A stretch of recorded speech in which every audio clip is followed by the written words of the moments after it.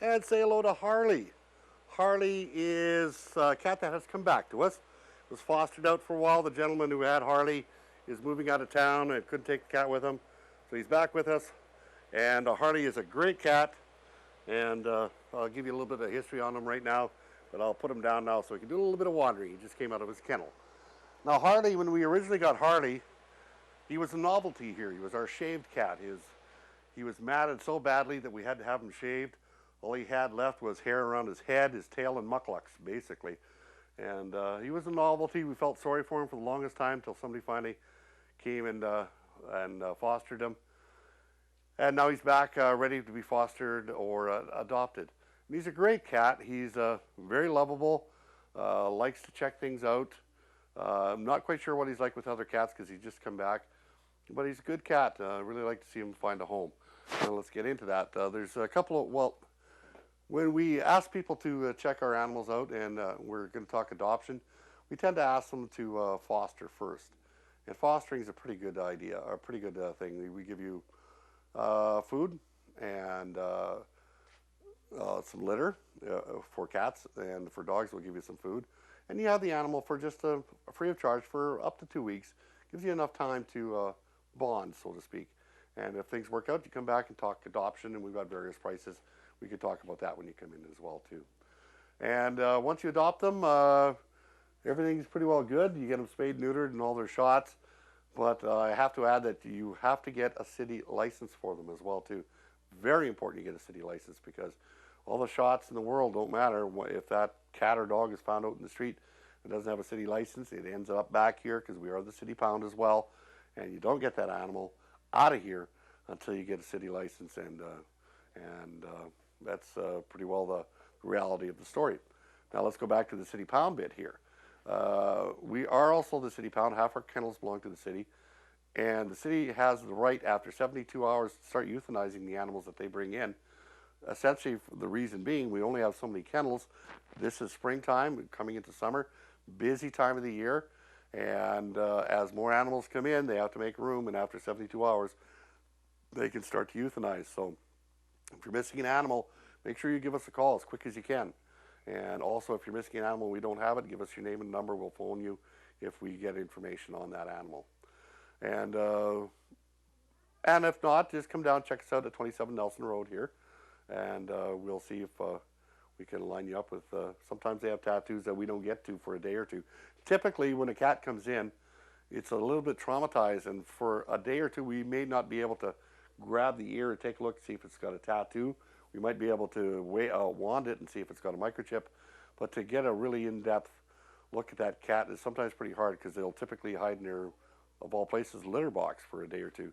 The reason for that is it's enclosed and it's quiet, and they feel a little better in there. Now we've got quite a few animals here. More cats than dogs right now. It fluctuates. We've got a few puppies, mostly adult dogs, and they're all good dogs. Love them all, and they all need homes. Some have been here for up to 6 months, and we'd really like to find homes for them. Lefty being one, and Cleo and Rusty being a couple others. And our cat population is way up there as well, too. We've still got some kittens left. We had some kittens born the other day here from a cat that was found on the side of the highway pregnant. And also we've got a dog in from Nelson House that is pregnant, and we're expecting puppies from her as well, too.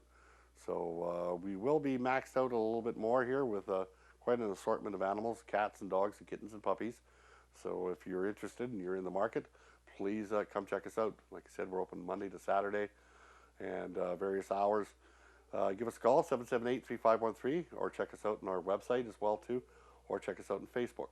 And we try to update our information as much and as fast as possible so you know who's out there and who's been fostered and who's still up for adoption. And technically, the ones that are being fostered are still up for adoption until they're fully adopted.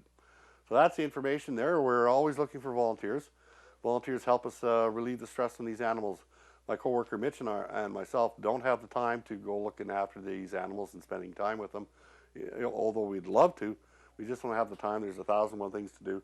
So that's what we rely on our volunteers to do. They come and spend time with the cats or the dogs, take them out for walks. And the dogs, cats typically don't like to go for a walk.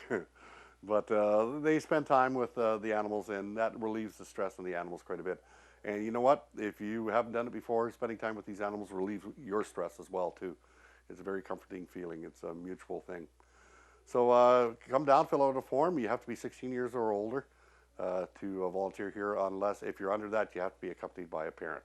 Liability issues, you may get scratched, and at 99.9% of the time when you get a scratch, it's just a puppy jumping up or a cat or something like that. They mean no harm. It's just they have claws, and it happens.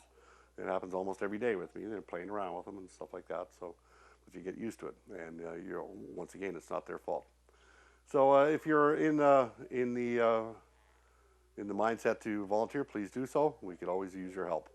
And if you want to donate stuff to us, you can do that as well too. We're always looking for treats for the cats and the dogs. They have very little left in this life, so what we try to do is give them treats. Obviously, with our limited funding, we can buy the food for them, but the treats are a luxury, and we typically can't do that.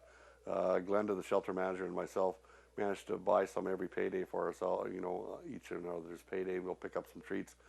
And we try to make it last, but sometimes it just doesn't. And like I said, they have very few things in this life, these animals, so we like to give them treats. And if you just want to donate food as well too, cat and dog food, please do so. We'd accept that as well too.